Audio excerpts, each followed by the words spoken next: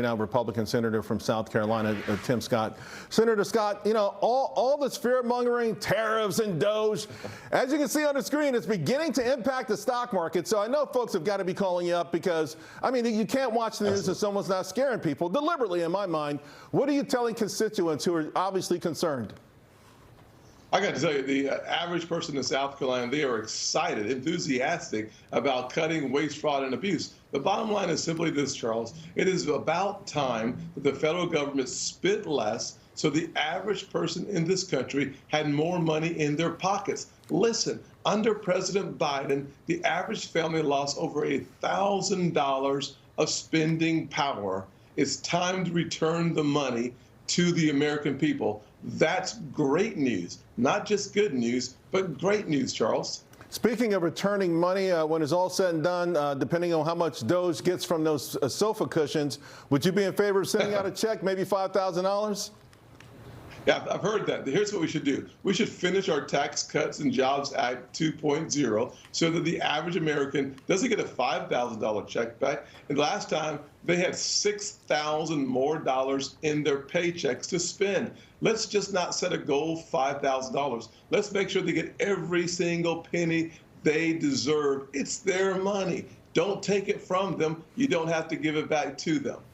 You know, speaking of fear-mongering, and you just brought up the tax bill, the media is having a field day here as well. They're saying that Republicans in the House and the Senate, they can't get it together. I mean, talk to us about the finish line. Is it in sight? I mean, this would be a hell of a thing to fumble away. Charles, you can count on President Trump to deliver for the American people. That means the House and the Senate, the old-fashioned sausage factory, will come together. The process is ugly. That's okay. It doesn't matter whether it's one beautiful bill or two. What matters is that we secure our border. It's the promise President Trump made. It's a promise we're going to keep. What matters is that we fund our military. President Trump made the promise. We're going to keep that promise. He promised to deliver on energy independence. We're going to see the greatest transformation in energy markets in the history of this country because President Trump promised it. He's going to deliver. Right. I'm excited to get the job done. Senator, no one cheered louder for the Trump victory than small business owners. We saw it in the data right away, right? They've been getting the short end of the stick for a long time. You've introduced a bill to help them out. Talk to us about that.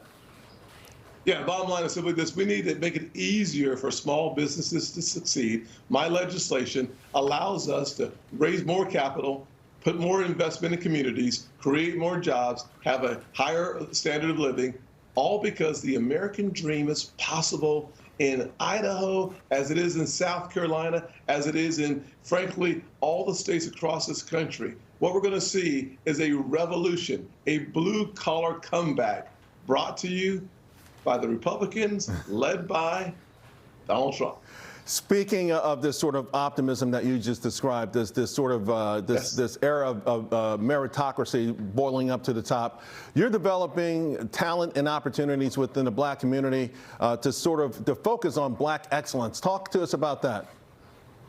Yeah, well, Charles, one of the things we need to recognize is when my grandfather was born in 1921 in the Deep South, there were not many opportunities for him. I'm so thankful he lived long enough to watch his grandson become a member of the United States Senate. Why is that possible? It's possible because America always goes in the right direction. Decade after decade, progress is made. So we're going to focus on making sure the average person living in poverty, black or white, they have more access to resources. I have a plan that will increase over $1 trillion of economic activity in the hardest hit economic areas of our country, disproportionately minority, but we're not leaving anybody out because everybody deserves to live their version of the American dream. And that's great news. From capital formation to home ownership to education, we're going to get the job done. Senator Scott, you've been doing this for a while. You've always kept your promises, and you're a superstar. We appreciate you. Thank you very much. Thank you, Charles. I look forward to coming back. Me too. Thanks.